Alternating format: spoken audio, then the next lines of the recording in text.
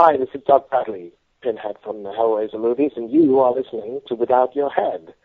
And you'd better keep listening to Without Your Head, or you will not only be without your head, you will be without your soul, because I will tear it apart. All right, we are back. Welcome to Without Your Head Horror Radio. I am Neil, along with my right-hand man. And I'm John. Spooky and right John. He's spooky tonight. Yeah. And right off the bat, for October, Halloween month, we've got Bloody Mary herself, Bobbie Weiner. Welcome to the show. Thank you. How you doing? Pretty good. Thanks for having me. Yeah. Now, you've got a lot of different makeup that you can buy off your website, dearbloodymary.com, and we're going to be giving out some extra thick blood tonight in skull glass jars. Now, to win this, you have to be one of the first 10 people to either email or call in with the correct answer. I guess if they call in, it would kind of ruin it, because then everyone would know the answer. But what is the trivia? Bobbie herself came up with this trivia question. What's that? I was saying you came up with the trivia yourself. Right. Yeah. The trivia was, who was the leading actor in Pumpkinhead 2? Excellent.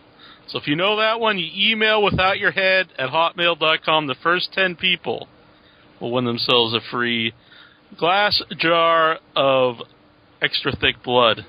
How did you come up with the blood? How did you perfect the perfect fake blood? Or maybe it's real. When I was what? No, go on. Sorry. Oh, okay. When I was working in the film industry, I was doing a TV show, and there was a lot of bruising and fights and gashing and slashing, and the blood that we would get from the beauty supply house in Los Angeles, they all had sugar in it or carrot syrup in it, and it was awful, because as soon as you placed it on the actor's face or on his arms or wherever he was supposedly got hit, after 5 minutes, the bees would come, and then the ants, out of nowhere, the ants would show up. So I always said, boy, someday I'm going to make good blood. I got to make blood without sugar. And that's what I did. It's one of the first things I did was make a blood that has absolutely no carrot syrup, no sugar, and no sugar product in it, and therefore it washes off the skin. It doesn't stain the skin. It doesn't stain the clothes, and it's just the greatest blood, and we just sell gallons and gallons of it. It's just excellent. Yeah. Do you sell regular blood, or is it only the extra thick? No, we sell regular blood too. We sell different consistencies of blood. We sell the extra thick blood is in the skull jars, and it's in my blood vials. We do blood vials. Since vampires seem to be so popular these days, we're really selling tons of blood, and we package it all kinds of different ways. But that's my extra thick blood, and then we do something a little bit not quite as thick. And what I give the people the option to do when I sell a gallon of blood to someone or a half a gallon, they can actually cut it themselves and make it as thin as they want, and they'll never lose the color. They'll never lose that color that looks like the real thing. Yeah. Is there a difference between, blood you would use on film and blood you'd use for someone, to make up to go to a party or something? Maybe it would show up differently? No, I use the same blood. It's the same formula, same blood. It still looks as good on camera as it does if you were going to buy it in Hot Topic or on the internet, and it still looks the best. It looks like the real deal. Right. We got a caller on the line. We got Jose. Jose, do you have a question? What's going on, guys? Doing pretty well. Yeah. I just have a question for my friend here. I was going to ask you, have you ever thought of actually using real blood? I mean, after all, there are plenty of banks in the United States. I mean, we can use a real deal that looks more, rich and more, it's got that real feel to it, you know what I mean? Probably not the safest thing in the world. No. It's probably illegal. I think that was Yeah, that's not a good idea. I've never thought of it. I've been on the phone at airports, and I'm talking with the studio on my cell phone, and I'm talking about how much blood do you need? Do you need a quart? Do you need a half a gallon of my blood? And I certainly get a lot of people's attention sitting near me, and because they can't imagine like what I'm talking about. But I think when you're using real blood, if you cut yourself, and that's just like. I've never heard of it. Nobody's ever even brought that one up. That's great. Oh, gosh. It dries very quickly, too, so. Yeah. Jose's a weird man, so. Yeah, it does sound weird. Anything else, Jose? Great job. No, that's it. I just wanted to say I love the interview, and I'm having a good time listening to you guys already. Having fun here. Thanks, man. Thank you. Later, man. Bye. Look, how did you get involved in makeup? Was it something like you were always interested in? No, I really wasn't ever interested in makeup. As a matter of fact, I was looking for a new, pretty much I was starting my life over. I had gotten divorced, and I just needed a job, and I didn't know what I wanted to do, and somebody suggested, I was living out in L.A., somebody suggested I go to makeup school, and I thought, oh, my God, I'm not going to go to makeup school and get a job at Macy's or, one of these stores on Saks Avenue. I'm going to do makeup on somebody like me. And they said, no, you should go for television and film. And I asked them where to go, and they gave me three choices. They said you should go to, either Paris has a great school, Toronto, and there's a great school up in Hollywood, Joe Blasco. So I called Joe Blasco, went in there, got an interview, and 2 weeks later I was in makeup school and just started a brand new, whole new chapter of my life. It was late in life, pretty much for me, and I just took a stab at it, and I loved it. And I was, for some reason, I was told, learn everything you can. Just don't go for beauty. Learn everything you can, because if you can do everything or almost everything, you're going to get hired first. Because if they have to go out of town, if they have to go on location, and they know they have somebody that can make somebody, all of a sudden the actor doesn't show up and they don't know where the actor is, I can take a stunt man and pretty much work with, enough makeup and my own techniques to make him look like the actor, and break noses, break bones, kill somebody, just about, do old age, do anything. Just about anything. So that's why I did go for everything and learn everything I could. And then when I got on, 3 days after makeup school, I got on Pumpkinhead too. I went on there, got made $35 the first night, worked around 15 hours, and then they asked me to stay on for the rest of the show, 3 more weeks of shooting, and all they had was $100 to give me for 3 weeks, and I took it, and I never stopped working. And the first thing they did was give me a bottle of blood, and they asked me to go dress a dollhouse out in the barn that they were going to blow up instead of the real set. Right. And I loved it. When you're working on a movie, are any of the actors hard to work with when you have to put makeup on them? If they have to be there for a long time? We want names. You know what? I've never really had trouble. I've never had a problem with any actor, singer. I did Johnny Cash's makeup, did Sugar Ray Leonard's makeup, some really, different types of people in the, in the industry, and I can't even tell you anybody that I ever had a hard time with. They were all really great to work with. Yeah. What's like the difference between if you'd have to do like a corpse in like a dramatic movie as opposed to if you were working on a horror movie? What's the difference, like the makeup techniques? Is what to make somebody look dead? Right, as opposed to like making someone into a zombie, as opposed to making someone just look dead in like a dramatic movie, where they're not necessarily. Well, it's pretty. Yeah, it's pretty close, because the first thing you do is you have to make the person dead anyway. Whether it's a zombie or, or you're trying to make somebody look old. And the only difference is if I'm going to, this past week we did so many zombies, and this happens to be like the hottest thing right now, because I think a Zombie Land opens tomorrow, and they had all the premieres last week and all the zombie walks all over the country. And that's just basically kind of like a death foundation. You hollow out their eyes, and then you just put dirt. I make a powder that looks like dirt, and I make a powder that looks like it's decayed and rotted skin, and you put that on top of the foundation, and you have a zombie.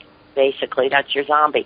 And if you don't want a zombie and you just want a corpse, you just use the death foundation wheel that we make. It's like a tricolor wheel. It's the same colors that I did when I did the Titanic to make the people look dead. And you can get all that stuff off your website, DearBloodyMary.com. And now, do you think most people think like you'd have to spend a lot of money to look like a good zombie? Today, I don't think so. We're really very competitive, and I make everything in this country. I make everything in the United States. I make all the camouflage face paint for the United States government and for the Marines and the Army and the Navy and the Special Forces, and I make everything in this country. And because of the volume that we do, I can still be competitive, and my prices are really very reasonable. And the good thing is it's quality makeup. Yeah. Not a bunch of grease. Right. Now, you said zombies were popular. Is vampire makeup really popular too, with like all True Blood out there and Twilight? Yeah, we really have seen the difference in the blood sales this year, and I think it's about and fangs, and I think what I did was I came out with a new line to glaze your face, because the vampires in the Twilight movies and Stephenie Meyer's vampires are out during the day, and their faces kind of have like a kind of looks like a coating of kind of like a sparkle, kind of like a glimmer. So I did a whole line of that of white sparkle glimmer for white sparkle dust for the vampires to put on their face. The ones that are outside during the day. So now we have the nighttime vampires and the blood-sucking, totally blood-sucking ones like True Blood, and then you have the more tame vampires from Stephenie Meyer. Yeah. You personally, which do you prefer?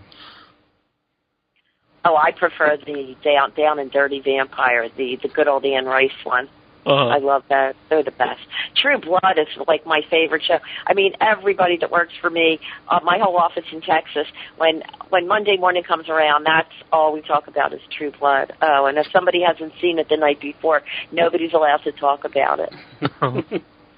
John's a huge True Blood fan. Oh, yes. I'm definitely a big True Blood fan. Now, I have a question. I'm about 5'5", 230 pounds. Can you work wonders on me and make me look like Eric? Sure, why not? Okay. Which, Eric or Bill, which one should Suki go with? Isn't that funny? We just talked about that this morning. I was up in Amarillo doing a big fundraiser for the last 2 days and speaking at high schools, and that's what all the kids talk about.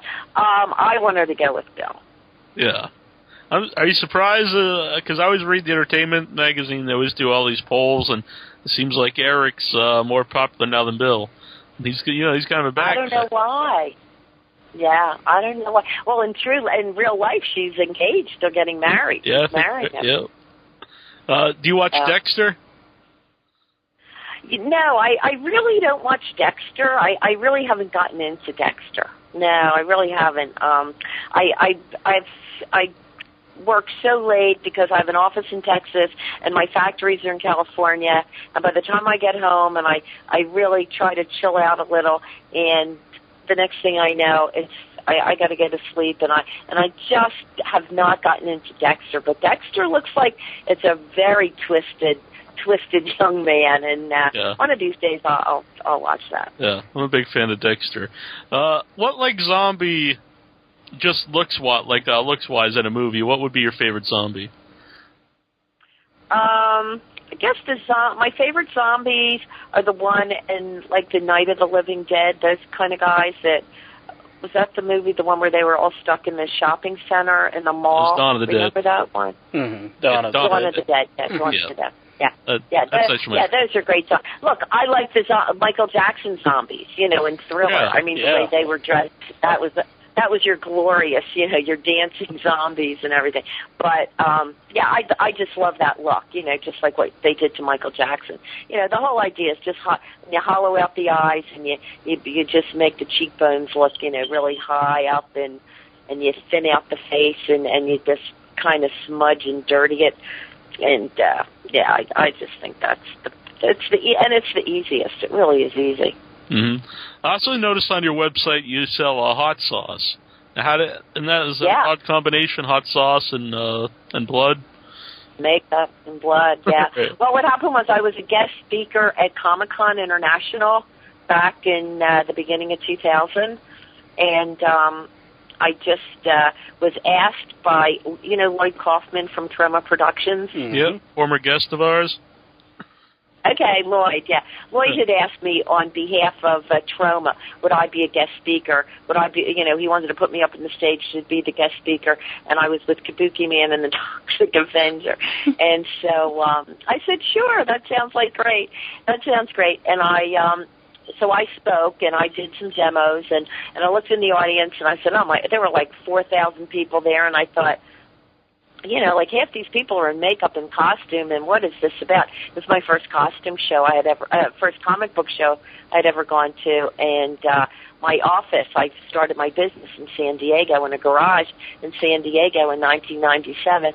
So I was in San Diego, and I went there, I spoke, I walked the show after I was done, and I found the biggest distributor, Diamond Distributors, and I walked in the booth and I started talking to them, and I said, I want to write a comic book.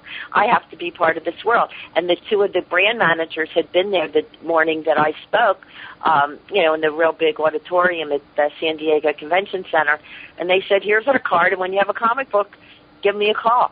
And the following year, I was in their booth signing autographs, and I put together a story, and I really basic, and I called her Bloody Mary because that's my nickname in the film industry. I got nicknamed Bloody Mary when I was working on Pumpkinhead too, and I just, ended up developing this storyline, this comic book, called her Bloody Mary, Tales of Bloody Mary, and it really caught on. And then I started licensing her out, the character. She's really, dynamic looking. I've really created this really cool looking, action figure, and then I did a licensing show, and the next thing you know, people came in and they wanted to make hot sauce and Bloody Mary mix and T-shirts and keychains and pins and all this stuff from her, and that's how the hot sauce was developed. And all my my business is all blended together because all my comic book covers are my labels on my hot sauce and my Bloody Mary mixes. Excellent. Now, you said when you did Pumpkinhead 2, you only made $100, and then you kept working in film and stuff. What about that experience made you want to stay with it, since it wasn't the money? Well, I had just come out of, I had just gotten divorced the year before, went to makeup school, a year after I got divorced, and I was really looking for a new identity and a new life. And that first night when they put me in that barn with a bottle of blood and Q-tips and toothpicks, and I had to dress that dollhouse and all the little action figures in there, everybody came in to watch me do it. It was like going to somebody's house for dinner, and everybody ends up in the kitchen waiting for watching the cook, and it was just great. And then I had a new family. When you work on a film or on a TV show, within 5 or 6 hours, you have a brand new family. You're part of a whole new, group. And what happens is when you are finished with that project, you got 200 people you've been working with that all go off and get a new job and a new film, a new project, a new thing, and they always need a makeup artist. And with a name like Bloody Mary, and then I just became part of this huge family in this huge industry, and I loved it. And I was not the doctor's wife anymore. My husband was a doctor out in L.A. I was the makeup lady. I was Bloody Mary, and I just loved it. And it was exciting because I traveled all over the world. I went on location, and it was just absolutely like I came to life. It was great. Mm-hmm. Now, was there any particular story that where you got the name Bloody Mary, or was it just because you were working with so much blood? I think it was because when I was finished that night working in that barn, that old barn, on this little dollhouse, and I came out of there, and, I mean, I was covered in blood. I was, putting your arms in there and getting, the blood on everything. And then later that evening, the key makeup artist asked me to go on the closed set, and the fire marshals were there, and the fire trucks, and, because Pumpkinhead was going to be coming out of the ground, and they had all these special effects. And as I was, walking, and they were strapping a gas mask on me because I was going onto the set, and where they were going to have all this smoke, somebody yelled, "Here comes Bloody Mary." So the crew basically nicknamed me Bloody Mary. Now, you got some upcoming appearances. October 9th through the 11th, you'll be at the Spooky Empire Horror Weekend, and that's in Orlando, Florida. Now, if someone would go there and meet you, what would they expect? Well, I'll be speaking Saturday and doing a Bloody Mary zombie workshop, and it's first come, first serve.